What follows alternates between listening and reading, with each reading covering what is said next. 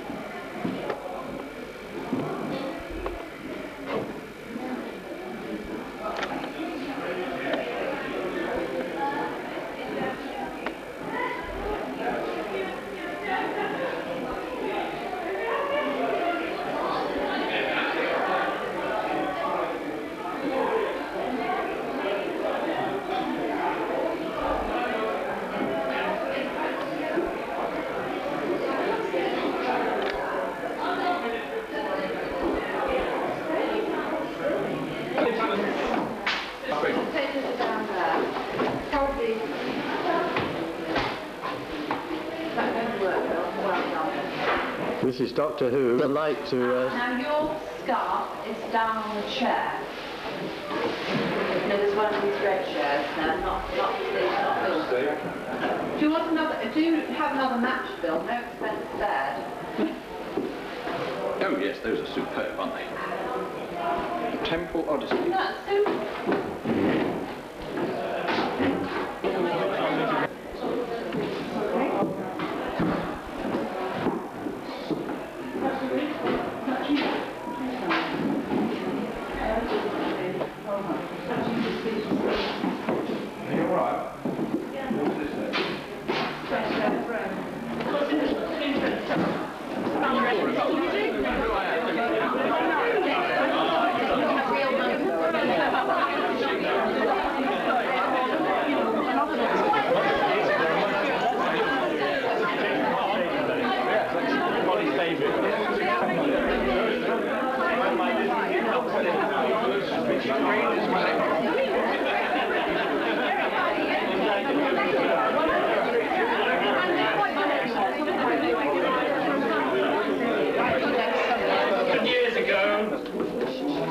My brain sorted. Yes, yes. I must have moved it quickly. This costume is 15 years old. I forgot my glasses as well. But, ladies, gentlemen, serfs, peasants, and commoners, here is an extract from the Times of the 31st of December, 999. A while ago. But not so long for some of you. But you may ask, this is the quote, but you may ask, best I should do it in an old voice, but you may ask, when does the new millennium begin? And when does the old one end? Let us be clear. Our ancestors, even the illustrious Greeks, had no symbol for 0. Therefore there was no year 0. What we call 1 BC was followed by AD 1.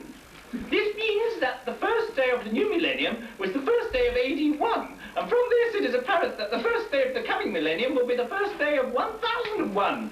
Nothing could be clearer. There are some ignorant fellows who will continue to protest that the first day should be the 1st of January 1000. Just as no doubt, mark ye this, just as no doubt equally ignorant fellows will protest that the next millennium will start on 1st of January 2000. Incredible though it may seem. And now, will you please clear the floor for the pavilion? Ariel Bloodaxe and his partner Mary Quant will be leading us.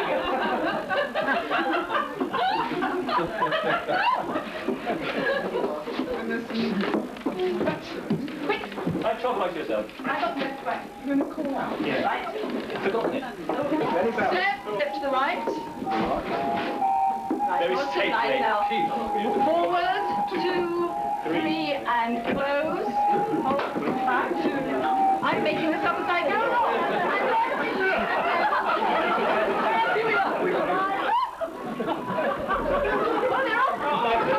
And a big reverence. And another one.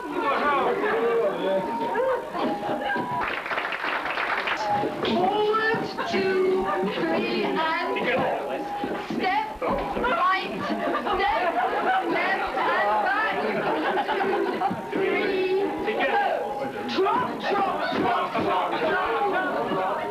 Trot, trot, trot, trot, bow. Step to the right. Right and simple. Left and forward. 2, 3 and stop. Trot, trot, trot, trot, trot. Oh my God!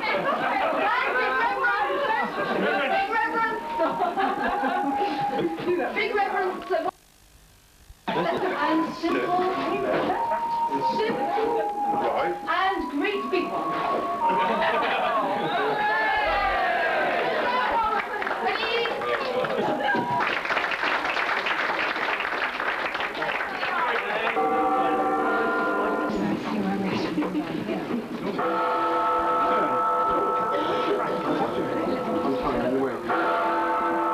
Time?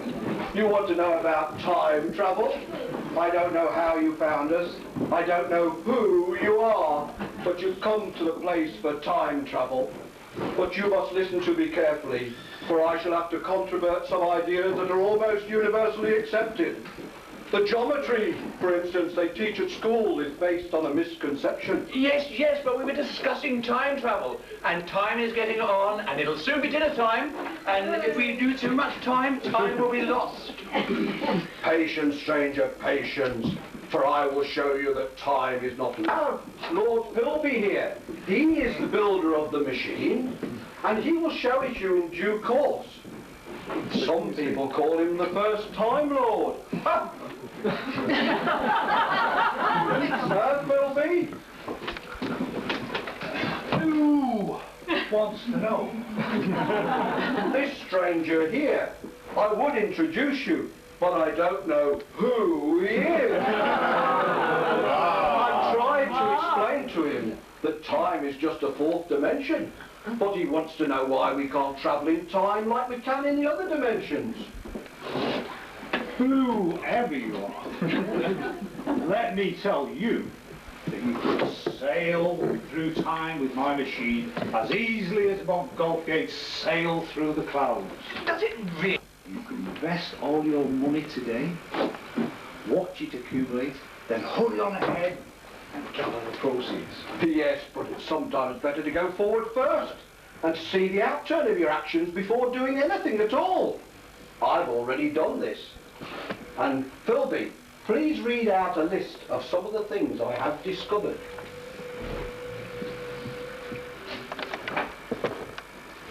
This is a strange list. It starts with our discussion tonight and recalls everything we've said. Incredible. Yes, yes, go on. Time is running out. It says that as well. What? That you interrupt and say, yes, yes, go on, timing is running out. Please continue. That as well. Queen died in 1901. That after 2 great wars with Germany, the British Empire was dismantled. And that consols fell to £22. That's unbelievable. That can't be true. That can't be true. But it is. I could tell you of such wonders that will occur before the millennium is out. Imagine your own music hall in the corner of your living room. Heavier than air machines transporting people halfway round the world. And other unimaginable devices that have replaced the Bob Cratchits of this world. And wonderful medicines that have cured many diseases. Yes, that's all... Charlatan. Yes, but that's all very impressive. But what about the time machine? When may I see it? When may I have a demonstration? Oh, you are so impatient, but I will show you the time machine, and Philby here will demonstrate it to you. What's it set on at the moment, Philby? Well, it's somewhere between the 11th and 13th century, but by the time we move into dinner, it will be the Tudor Stuart period. So let's go into it.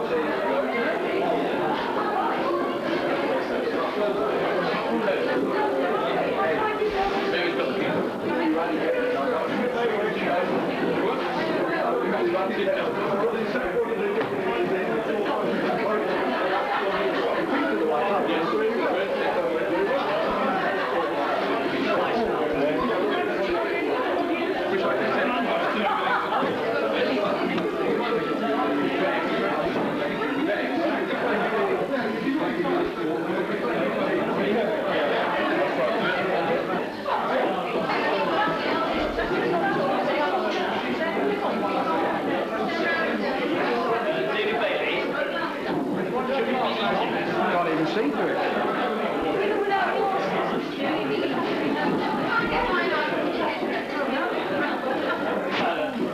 Lord Philby will now demonstrate the time machine.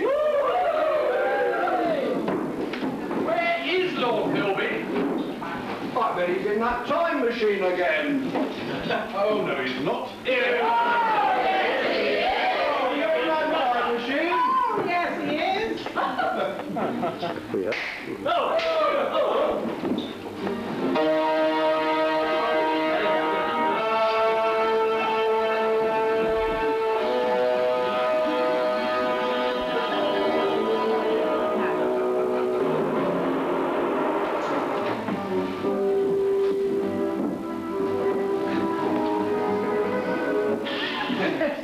Time present and time past are both perhaps present in time future, and time future contained in time past.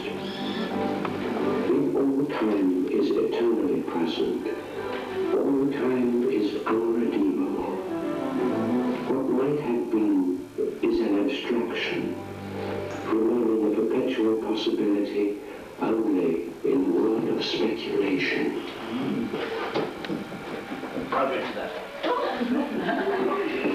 Ah, there you are, Philby. Nice to see you. Can I go in the time machine? Yes, you go. How do you do? Lord, my baby. I'm really looking forward. Yes, what are you going to demonstration? Well, this is, look, very impressive. Now, tell me, why do you have a mirror on the side of your machine? That's not a mirror. That's my hard disk. I say so. And pray, what is that? That's my software. Would you like to may I enter? Would you like? Thank you.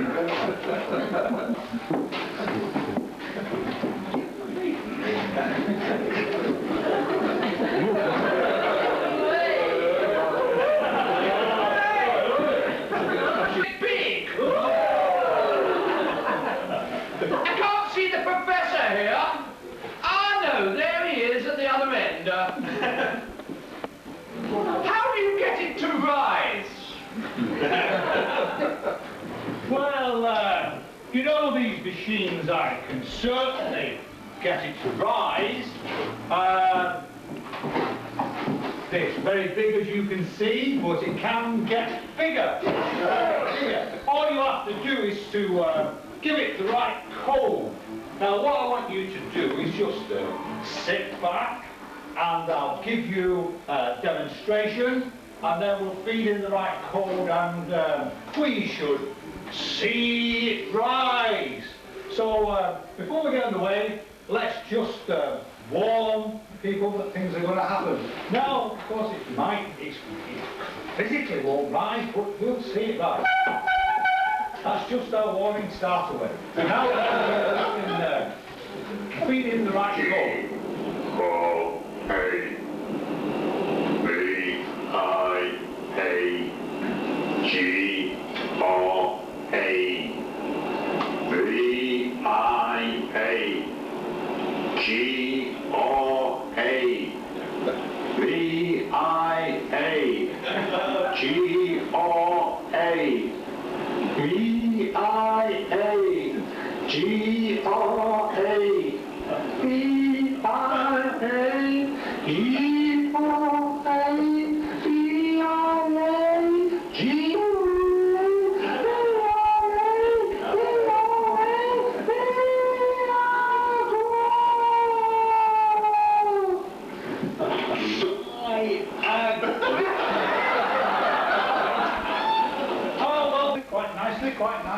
power's up. We ought to get a little bit of warp power now. We need a bit of warp power. Let's see if we can get a bit of warp power. Ah, well, here we go. Some warp power. Stand by for warp power.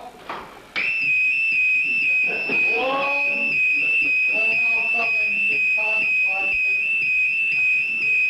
Yes, we're now moving along quite nicely, where was it we were talking about? 1700? Yes, I think we're going to make it.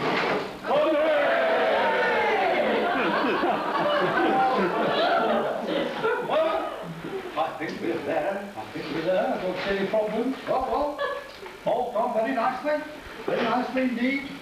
Well, let's see. Oh.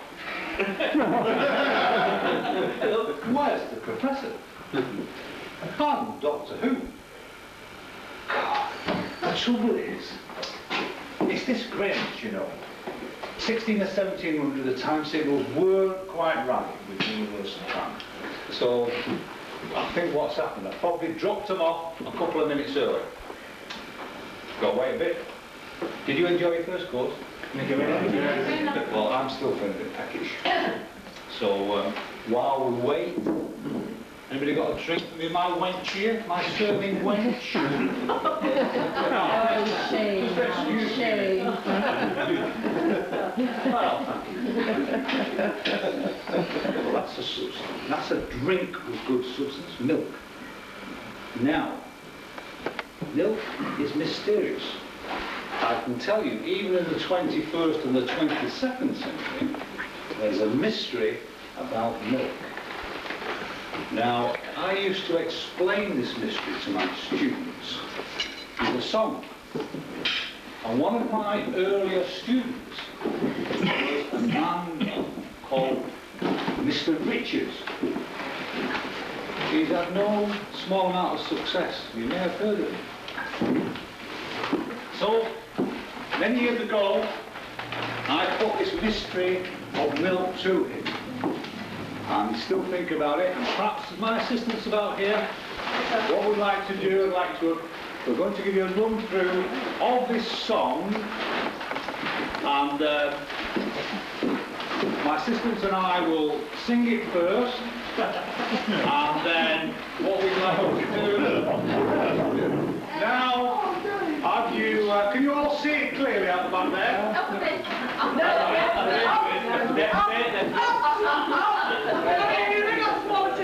Please be quiet while we just get the run through.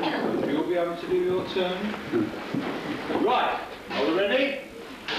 Why does a brown cow give white milk when it always eats green grass? That's the burning question. Let's have your suggestion. You don't know, and I don't know.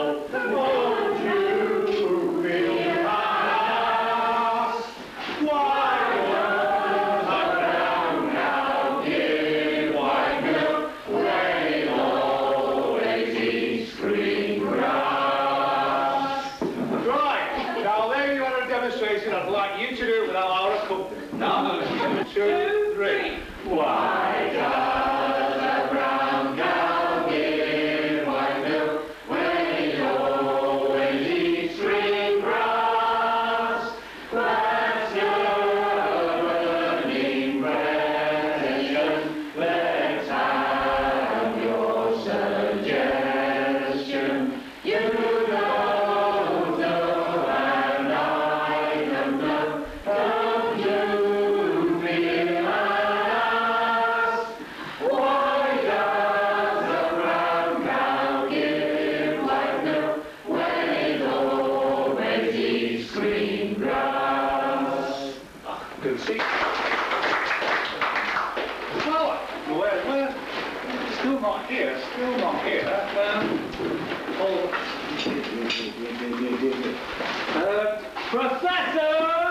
Professor, are you there? I'm over here.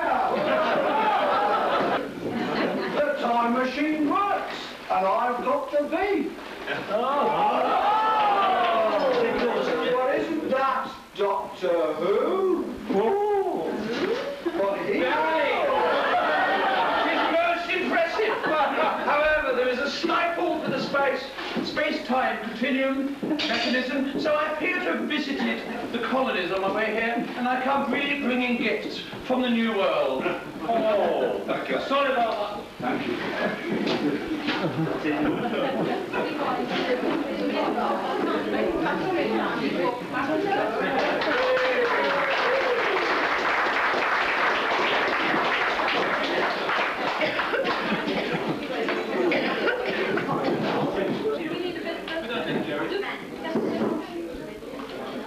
Maybe have a brief fanfare, please.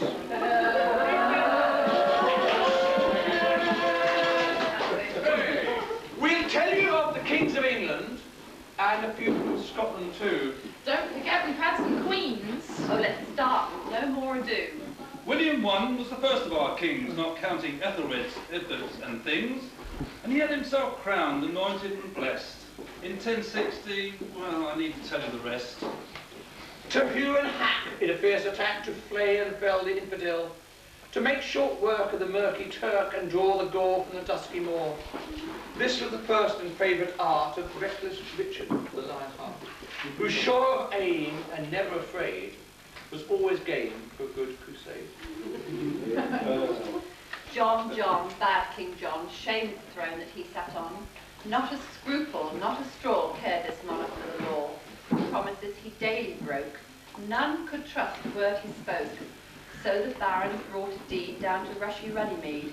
Magna Carta was its height, charter of the people's right. What, haven't you heard of Edward III and his famous French battles? Don't be so absurd. Not hard of his foes, who were mown down in rows by his archers at Cressy with arrows and bows. Not heard of the king, whose glories I sing, who built Windsor Castle or ordered the thing, who tried to get all bonny Scotland in thrall. Of course you've heard of Edward III. Considering Henry VI wasn't strong, it's very surprising he lasted so long. At the age of 9 months he came into his own, and for 39 years kept his seat on the throne. He had troubles in France with Orleans' fair maid, and troubles at home with the rebel Jack Cade. But the worst of his troubles, as everyone knows, was the war that was waged twixt the red and white rose. Edward I, the one was tall. Edward II was weakest of all. Edward III was the first in the fury. Edward IV, a most gallant and gay. And Edward V, a nice little lad, who never grew up to be good nor bad. Bluff King Henry, full of beans, married half a dozen queens. 2 divorced and Jane who died, 2 beheaded, and a Kate survived. Hail, Queen Elizabeth, here comes Queen Bess, in a very big ruff and a very wide dress. Her hair it is red and her eyes are green, and England has prospered since Bess became queen. The boldest of sailors have sailed to the west, the greatest of poets have written their best. The gayest of people have danced on the green, and England's grown merry since Bess became queen. Pretty Nell Gwynn of Drury Lane, crying sweet oranges in the rain, whom do you sell to? Any who'll buy, Tom, Dick or Harry, for what care I? But the ripest orange of all I'll bring to lay in the hand of Charles the King. Pretty Nell Gwynn in your palace grand, as by the window you take your stand, whom do you wait for? Any who'll call, Tom, Dick or Harry, I'll kiss them all. Yes, all shall be welcome as flowers in spring, but I'll keep my best kiss for Charles the King. 4 Stuart kings there were, whose names were James and Charles and Charles and James. The first, as history makes plain, was ugly, greedy, gross and vain. The second, it must be allowed, was dense, pernickety and proud. The third, if I make no mistake, was an incorrigible rake. The fourth combined, it seems to me, the vices of the other 3. George I, when he was young, couldn't speak the English tongue. In Hanover, where he was born, he spoke in German night and morn. George I, till he was dead, still his prayers in German said, "Wasn't that a funny thing? The one who was an English king." Victoria, Victoria was England's pride and joy when Grandma was a baby and Grandpa was a boy. And they can still remember the happy days long fled. When the penny stamp was purple and the halfpenny stamp was red. Then Salisbury and Gladstone were powers in the land, and Dickens was an idol, and the Albert Hall was grand, and Watson and Darwin were alive, and Whistler wasn't dead. When the penny stamp was purple and the halfpenny stamp was red. Now the first class stamp is orange and the second class is blue. How different from the days when Queen Victoria did rule. The far-off days when Grandpa and Grandmama were wed. When the penny stamp was purple and the halfpenny stamp was red. And so the Queens come. And so the kings go. And what they were like we should never quite know. But now we ask you with millennium cheer. Though perhaps we should whisper for Liz not to hear. Do you think royalty is over the hill? Or shall we all welcome Charlie and Will?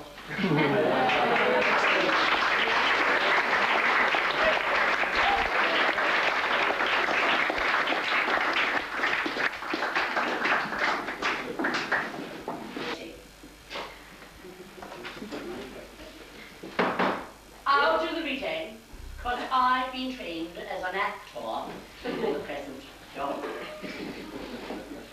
The Inner Circle, the House of Commons, London, England.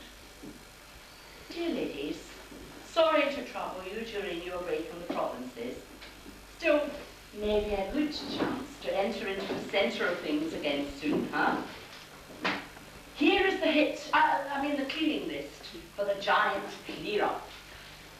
Hopefully, this will be achieved before 11:55 p.m. of the 31st of December, 1999. Tony has been in contact with a couple of semi-retired consultants known to be of good organisational skills and sympathetic to our tidying cause. A Martin Leakwood and a Rodney Jenkins have brought together a group with little else to do on the evening of the said 31st to help the task. Betty will be there to keep order if this should be necessary. I propose, as is usual on such occasions, to begin at A and end at Z. Best wishes from myself and with Tony and Cherie at this time, particularly in their case, of new beginnings and events in the year 2000. Yours sincerely and powerfully, Alistair. Order, order! Now, we in New Labour approach everything with our usual rigour and ruthlessness. And here today I have an excellent cast to help me. I start with Harriet. Fresh from her encounters with the horrible Humphreys. And she is going to deal with matters A to I. Right, well, we'll start with A. Now, we'll start A for antagonising anti-Euros. Stick those in the bag. B for Blair Days, and plus the new edition, of course. C for computer control freaks. D for desperate deadlines on domes. E, excellent egg cooks. Egg cookers. Delia Smith might be the person there. F. Who do we have here? Fabulous Fion, she can go. G for the grasping Gordons. H for those horrible Hamiltons. 6 more in the bag, and then we'll finish with I with those inconvenient infidelities, of which we shall say no more. I'll carry on to you. Now we come to Glenda. Fresh from her encounters with the other tiresome contestants in London, particularly rebellious Red Kent. Here we have J for jumping jack straws, K for keen Ken clocks, L for left-wing Labour and languishing liberals, M for mercenary money interests, N for nondescript Norman lamentables, O for omnipotent Ofsteders, for example, Chris Woodward, the big one.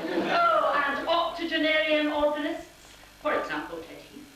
P for preening pertillers and passing peers, and Q for quintessentially queenie queens. And last but not least, we come to our Mary. And now we're going to put the rollicking royals in the bag. S for simpering salmon, T for the terrible transport tacticians, for example, John Prescott. And for the telltale catch-alls, U for usurping undersecretaries, V for vicious anti-vivisectionists, W for weak willies, and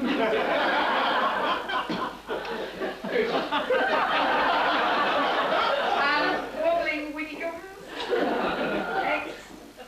excellent existentialists, Y for yupping yuppies, and Z for zealous xenophobics.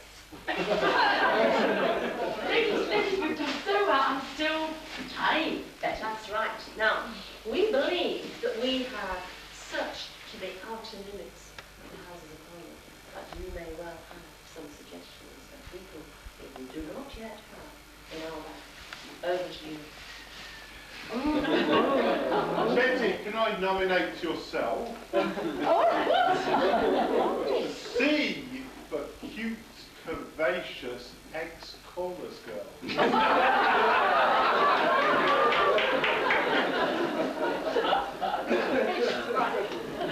Do we have an H? Do we have a G? G for gorgeous Glenda. Thank you, Michael. H for Harriet. How's the tie, Betty? It's just as well we have such a dependable team here, because we've done a pretty good job. We've done a pretty good job.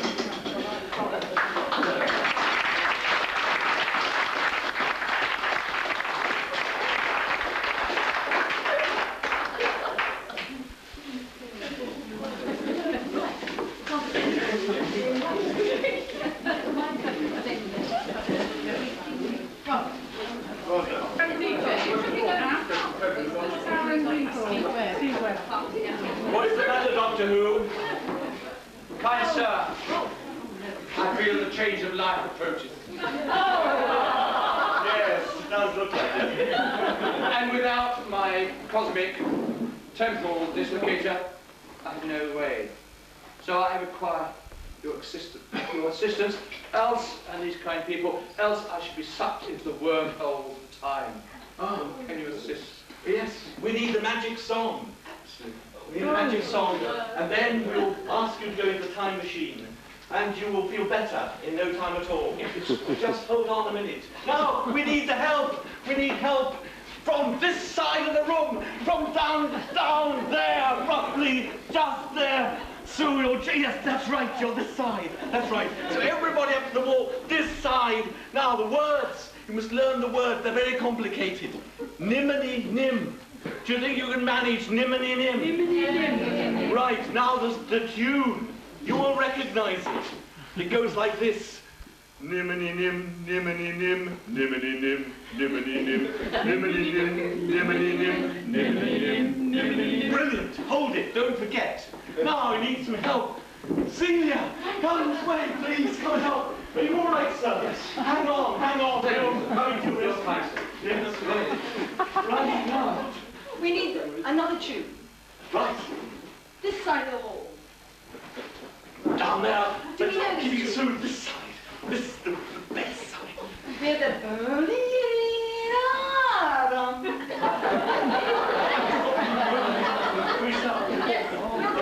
Oh, 18. 18. Nimini nim, nimini nim, nimini nim, nimini nim, nimini nim, nimini nim, nimini nim, nimini nim.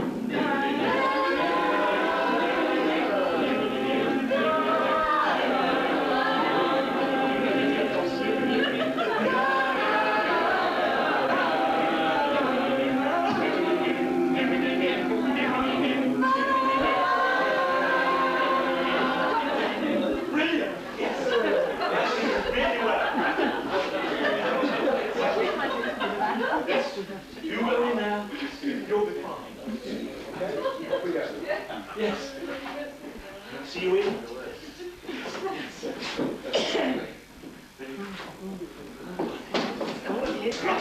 Okay, let's see if we can do it now.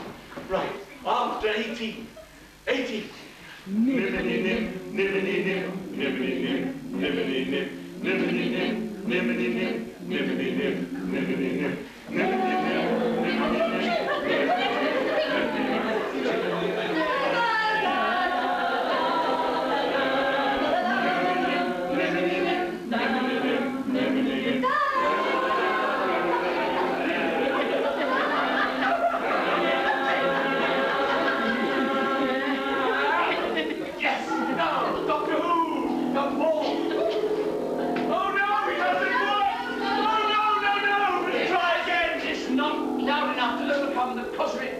dislocator. Oh, I'm not surprised. No. I think again. Carry on. We'll just do it once more. Yes, please. Yes. You'll be fine. You really will. Believe us. Trust us. Once more. Better job this time. Okay. Good job. Right. After 18. 18. Nim-a-nim-nim, nim-a-nim-nim, nim-a-nim-nim, nim-a-nim-nim, nim-a-nim-nim, nim-a-nim-nim, nim-a-nim-nim.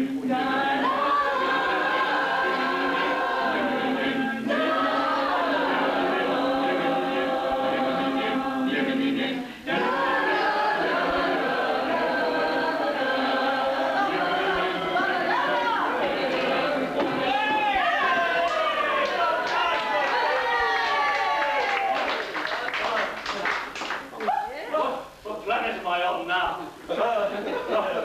HRT is a wonderful thing, isn't it? 1800 and 1900? It's sort of Georgian and Victorian times on planet Earth? Yes. It's time for pudding! Come on, folks, brother! Hey, you got that right. Long stay in the courts of King Arthur. We'll be turning the pages. The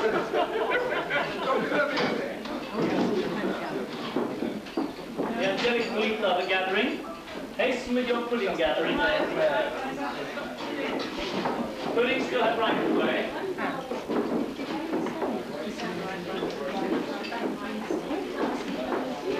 Individual, please.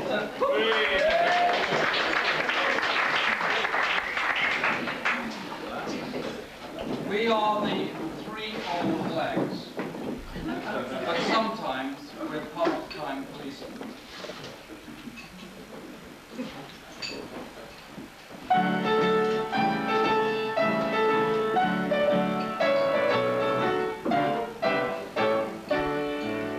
We're public guardians, bold yet wary, and of ourselves we take good care. To risk our precious lives we're chary, with angels we're never there. But when we meet a helpless woman, or little boys that do no harm, we run them in, we run them in, we run them in, we run them in, show that we're from dons.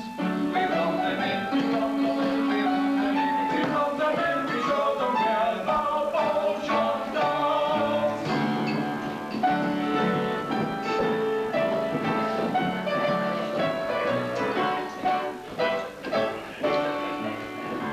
Sometimes tips from Europe,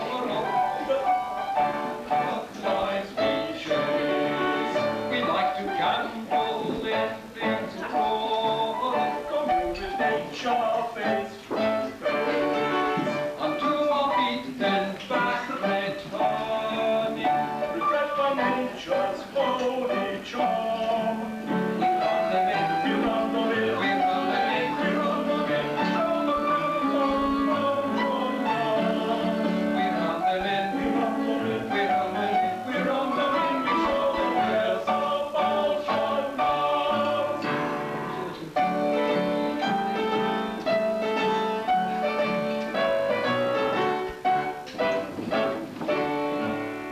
If gentlemen will make a right, a bunch of outlaws heads at night, we're quite disposed to keep it quiet, provided that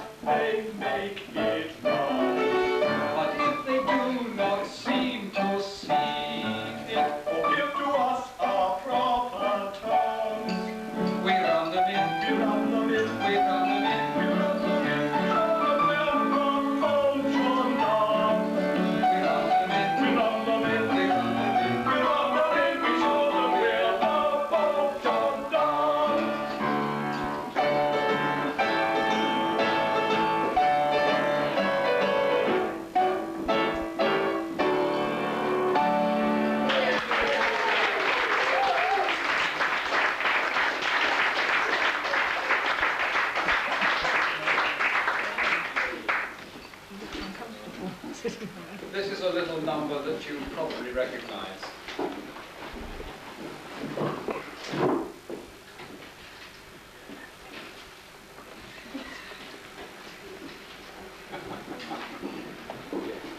The pianist may not.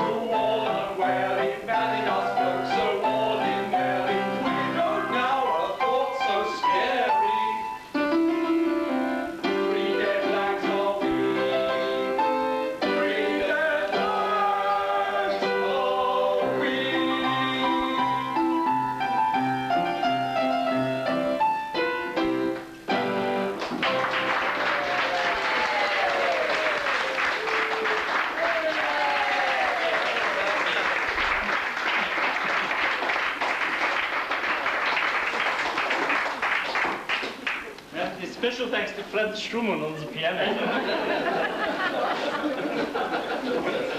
He's never seen the music before. I'd pick any card. Good, great. Would you like to read us? Right, well, as you see, we now have Anne and Rosemary, who have travelled all the way from Charleston in South Carolina, but it's a little bit off to the side, so there might be a bit of black bottom in it too, but we're going to see a demonstration of an amazing periodic dance from the 1920s. Right, so a warm welcome for Rosemary and Anne.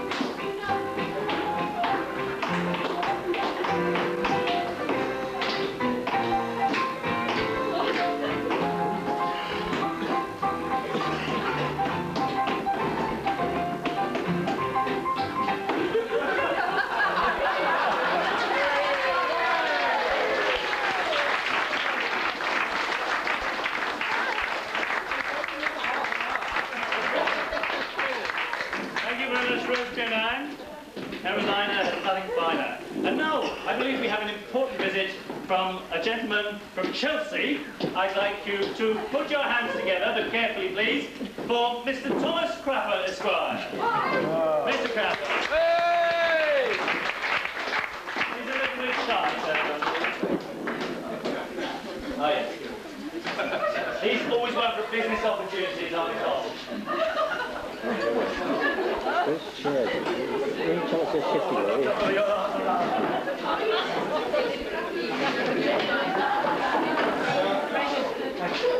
Well, good evening, ladies and gentlemen. I just come to check the heating. I've been trained by a Corby, so I know about heating things. Now I understand that you're time travellers. Is that right? Aye. It's hard to tell from where you come or when you come to look at you. But you probably think by my accent you're surprised I come from Chelsea. Yeah, quite right. I actually come from Thorn, which is rather funny because I'm here in Thornbury, isn't I? But I come from Thorn, which is near Doncaster. And I was born there in 1836, which was the year before Her Majesty came to the throne, as you might say. I would just like to say that I've been brought up with Victorian morals, and I don't like dirty language. And here in the 1990s, no, the 1890s as we are, you know, it's known as the naughty 90s, and some of the language is not where I've been brought up, you understand. So you'll understand if I'm rather careful what I talk about, because I'm a sanitary engineer by training. My family were dockers, but when I was 11, I walked to London, and I apprenticed myself at the age of 11 to a plumber in Chelsea, and I've stayed there ever since. And I set up my own business in 1825, and I've been working as a sanitary engineer since then. And I worked for Royal Family, you know. I mean, I don't know when Sandringham was built. Do you know anyone know when Sandringham was built? No, I don't know. But I refurbished the private rooms at Sandringham in 1880. And we had the first royal flush. Oh, I go again, I'm sorry. I apologize. I don't go again. No, that's something else. But my name is Thomas Crapper. I've had difficult problems with my name ever since I started. When I went down to London, they were already talking differently. They called me John Thomas. I didn't understand why they laughed. They said my name. And the name Crapper. For me, it was just an ordinary name from the north, but when I came down south, I met Americans who said, oh yes, you invented crap. It was very distasteful. The word crap first appears in Oxford English Dictionary, meaning number twos. In 1846. So it wasn't taken from my name. I was 10 in 1846. But people, all the Americans, think that I was the first person. Well, you know, to name it. But I wasn't. Not at all. No. I just want to take you through it a bit, in case you'd be interested in purchasing one of our special things. Now, I'll just take you through this. This is a water closet. And now some people wonder why it's called a water closet, because we all know what water is. But a closet, in my terms, is a room. Well, of course, we don't have a room, do we, for this sort of thing. I mean, when I was brought up, being a sanitary engineer meant being good with a shovel. Building holes in the garden. And we had special holes, and I can dig some very good holes. But I've now gone into piping and tubing and so on. It's different now. But I could sell you a very good water closet, which you could bring into your house. Yes? You could have it inside your house. Imagine, in the cold wet weather like we're having now, you could be having it in the house, where you have your bath, in front of the range. You could set up a meal just by the range. It's very nice. It's very comfortable, I can tell you. Oh yes, so it's very intimate and very good. So it starts here. This is called the stopcock. It's where if you get trouble and things freeze up, you can turn it off. And then the water flows into here, into the system. invented the siphonic flush, you know. Oh, yes, I patented it. Some people argue with it, but I patented it. And you can get this particular model as the Thomas Crapper valveless water waster preventer.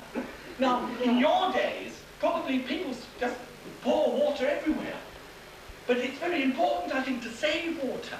So we invented Crapper's valveless water waster preventer, patent number 4,990. So the water comes in here, and it has to pass what other people call and that keeps it flowing up to here. And then when you pull this thing, which looks like the handle, it really is a hand, just a hand. There's nothing, you could have a ball here, but you don't even have a hand. Look, water flows down. This is a mahogany seat. Pure mahogany. It's been polished by hand. Oh yes. This is wrought iron. Solid iron. Now, going back to why is it called the water closet? Gentlemen, lift the seat. And ladies, closet. Oh, I just want to say to you that when you get down to the bottom of things, no. I like to keep my hand in. No. I wouldn't blow on myself. No, I think I'll leave it like that. Thank you.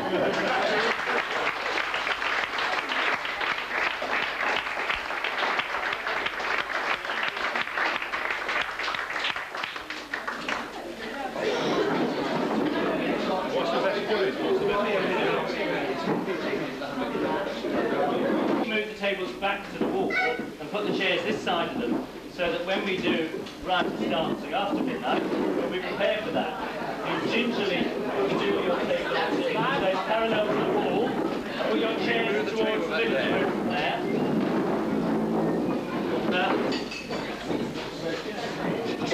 I hope you're in good voice, ready to do the hornpipe.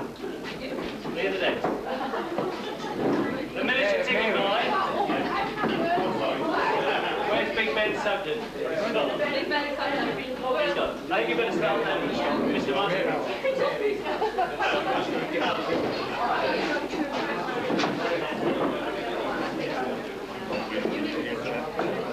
Flags, chocolates, ice cream. The other one.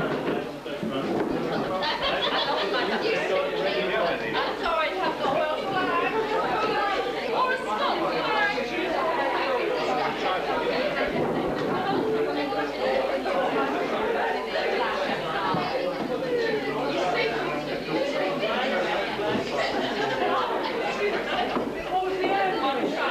Start the music rolling. If it's 12.5 minutes, you must... No, thank you. No, I'm all right. Oh, well, nice, very good. Don't sing. For God's sake, I've heard you lot before. More flags, this side, flags.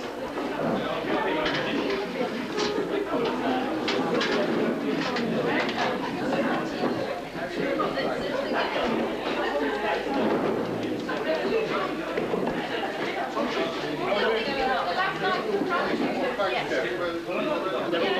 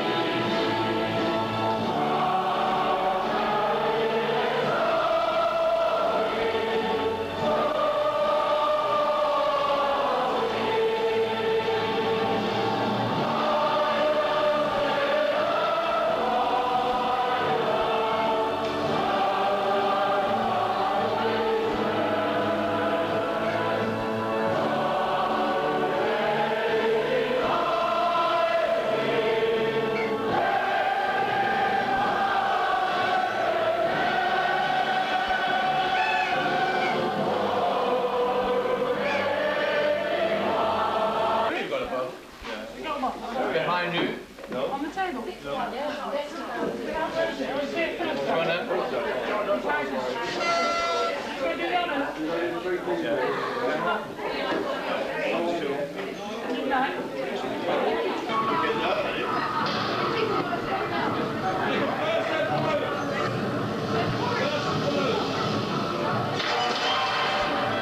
jubilant! Relevant time.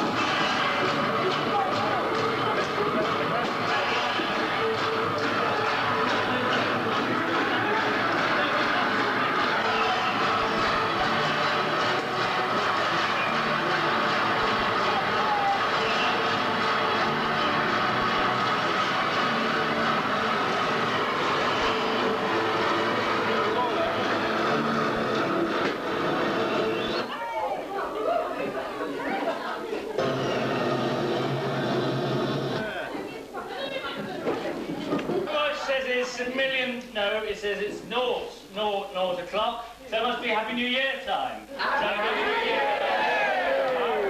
Come on. How we ought to sing? Are we going in it early? Keep saying it for a whole minute. How are we doing? That's all right. Got one there, Phil? One for you. No, one for Phil. There we go. One for you.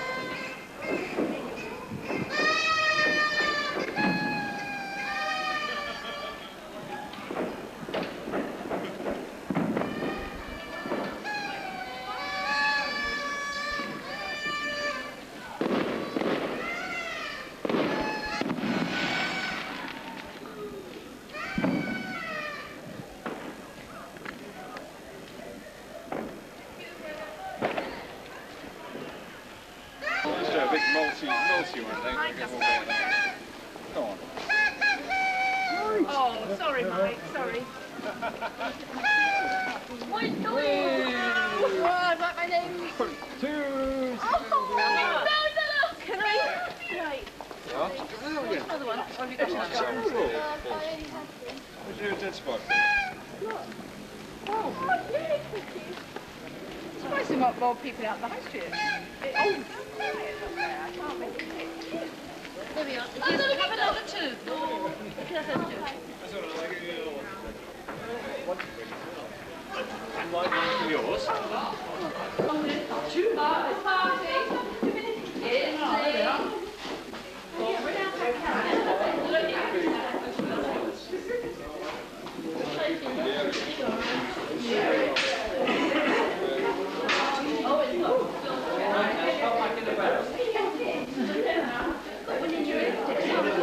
Rise to your feet, turn to your right, proceed in the clockwise direction around this array of chairs. Yes. You interrupting us, please. What was that? I'm going to drink this now. Right. As you, Sam, when the music stops, you cannot go backwards. You must go on to the next empty chair and sit down. You can't turn back. There is no turning back.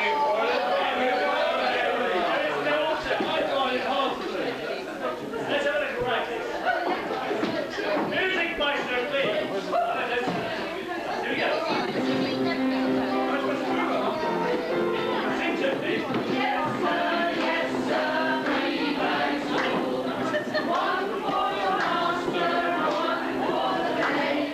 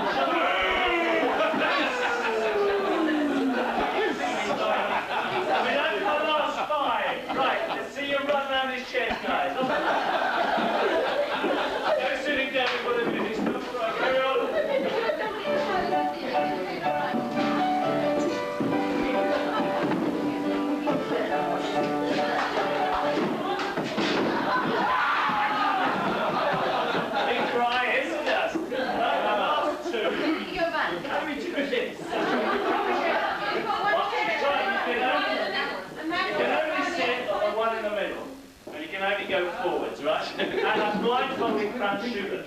Are you going to be blindfolded?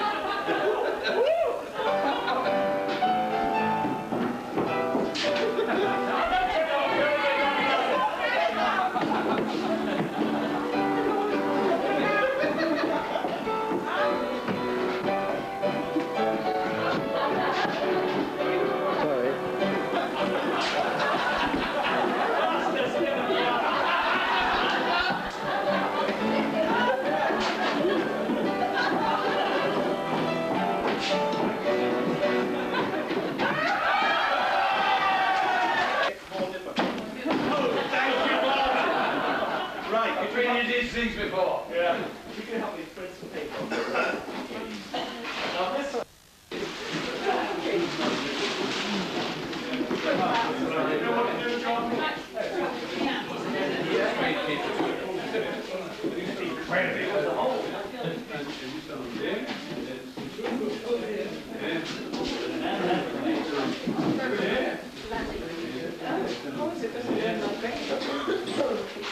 He got both his heels on.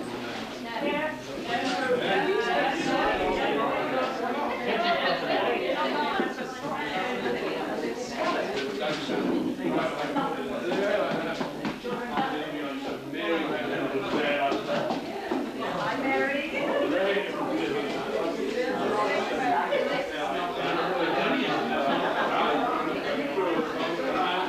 Come round the back here like this.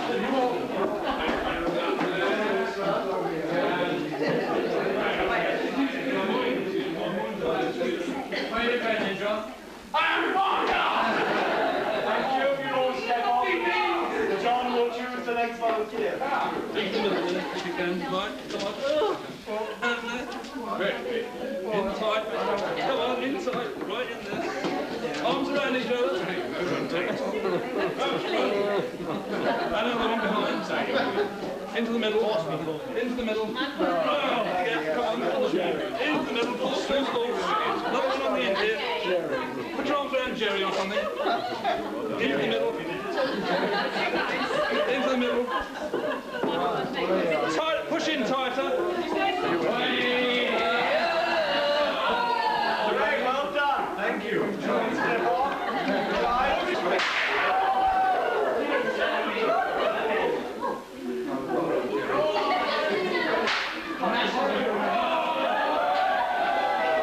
Stay where you are. Put both hands in the air.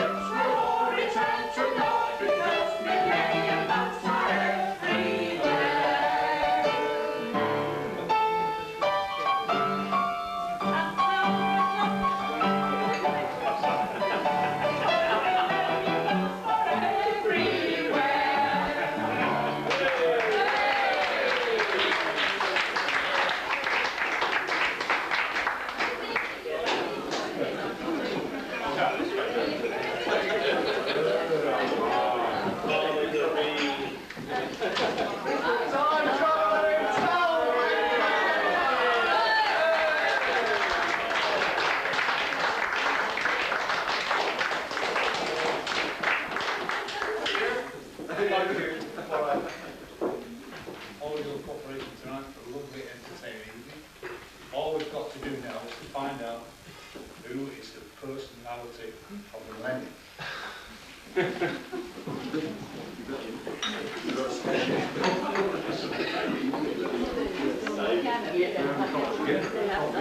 Right, would one of the millennium bulls like to pick out a number ticket?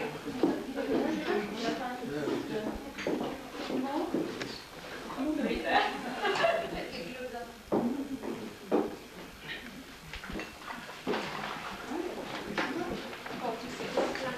46. Who's going to be? Let's have a little bit of who and law in here. 17. 5, 14, 34, 30, 41, 6. Robbie Williams is our personal. Robbie Williams. Tansy. Who's Tansy? Where's Tansy?